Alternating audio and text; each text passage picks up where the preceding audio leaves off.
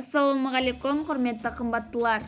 Ең соңғы жаңалықтарды алғашқылар қатарында білгіңіз келсе, біздің арнамызға жазылуды және де бір ғана лайк түймесін басуды ұмытпаңыз. Лайк басқан қолдарыңыз Кабатулланың қабырғаларын ұстасын. Бұдан былай ауылдағы үйді кепілдікке қойып, кәсіп ашуға болады.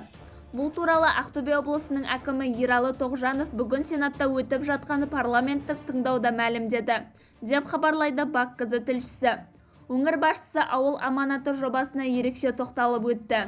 Біз жобаны іске асыру барысында бірінші рет 2,5%, екінші деңгейлі бірде-бір банк қабылдамайтын ауылдағы үйлерді ауыл шаруашылығы өндірістік кооперативіне кепілге шығару туралы шешім қабылдадық. Бұл ауыл тұрғындары үшін керемет үлкен мүмкіндік. Басқа жолы жоқ деп ойлаймын. Сондықтан осы бағытқа біз АОК-ның функцияларына тез арада осындай өзгерістер енгізсек, біраз мүмкіндіктер туады.